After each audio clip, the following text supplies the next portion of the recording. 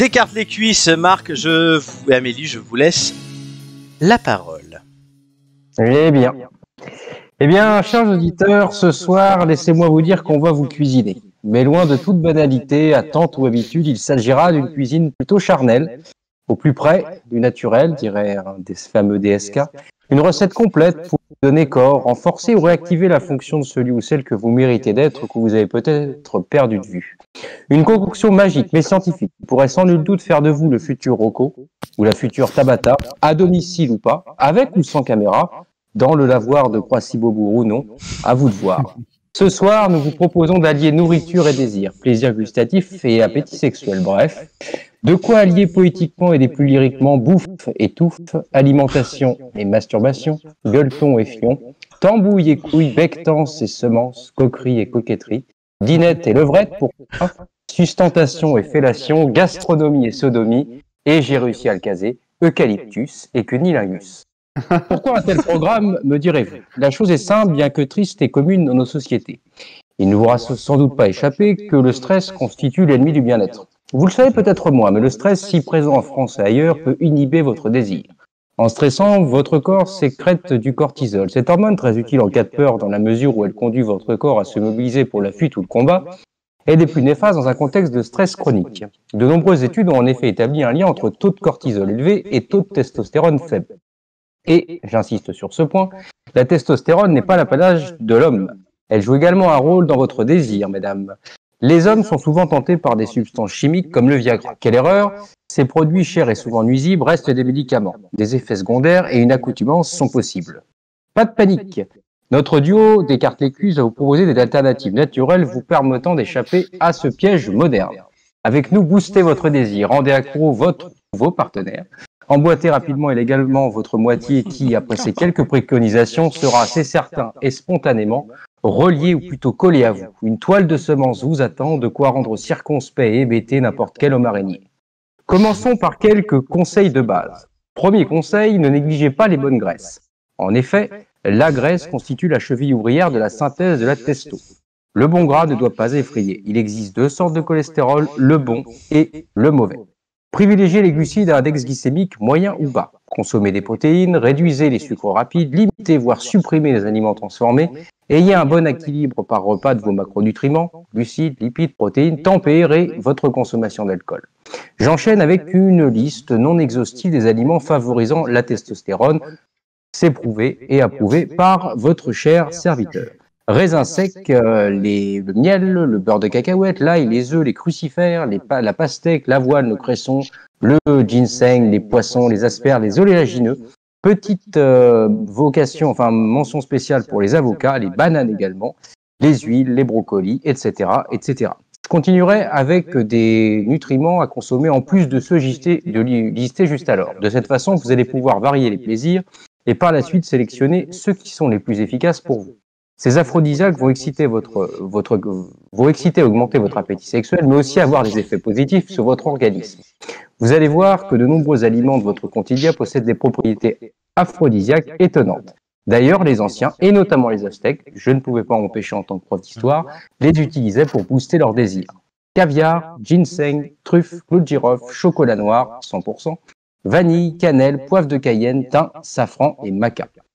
Et terminons par un plan d'action culinaire proposé par la plus belle et la plus désirable de toutes. À elle revient de vous soumettre. Attendez la suite, messieurs.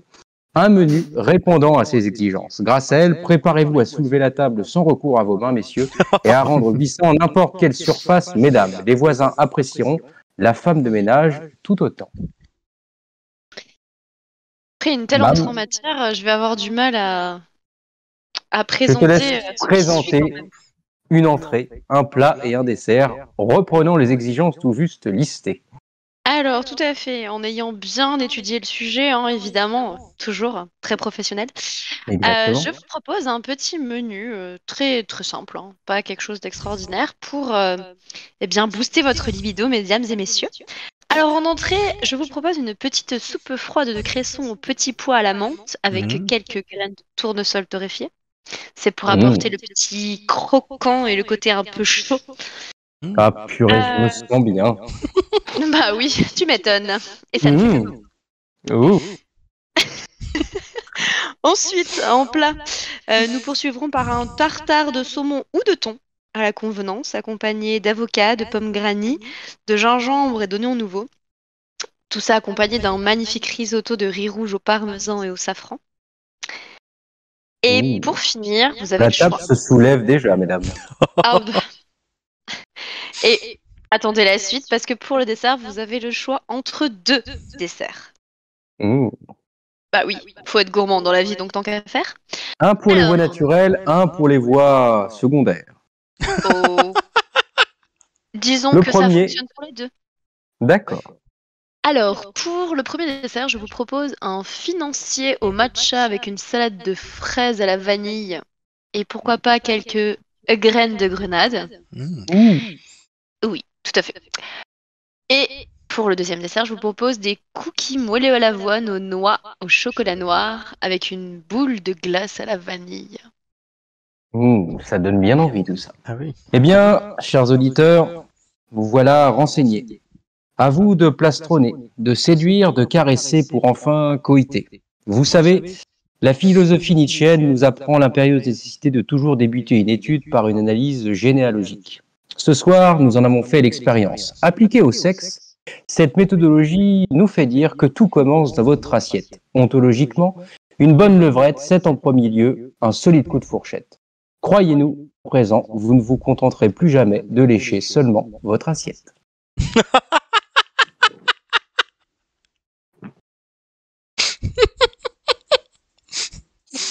Merci beaucoup. J'ai adoré ce Ce concept. n'est pas censé te faire rire. J'ai adoré ce concept. Franchement, c'est Ce génial. n'est pas fait pour ça, voyons. Voilà, Tu te sens mieux, mon petit Flo? Oui. Non, mais le concept est génial. Franchement, bien joué. Voilà. C'est amené à revenir hein, avec peut-être obligé. Je pense qu'il y aura d'autres idées, plein de choses. Est-ce que je peux faire une petite confidence quand même par rapport à ça? Confidence pour confidence. Confidence pour confidence. Je cherchais donc justement une façon de faire une chronique avec Mam. On avait prévu et on savait que ça devait graviter autour de ces sujets-là. Ah, ça s'appelle des cartes et cuisses. Hein. Et voilà, exactement. Et cette illumination, je l'ai eue alors que je surveillais un contrôle en cours.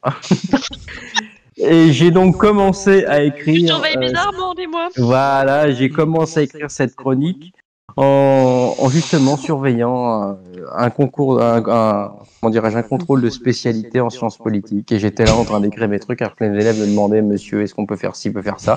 Et moi, j'étais là, laissez-moi tranquille. J'étais en train d'écrire des trucs bien salaces. Et voilà, et j'ai pensé à Mam et j'ai dit, voilà, il faut absolument qu'elle mette ça en œuvre. Et c'est ce que ça a donné.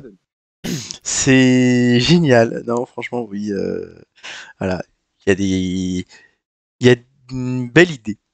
Il y a un bon esprit, j'aime beaucoup. Mais merci à tous les deux et merci à tous ceux qui derrière vous ont aidé, visiblement.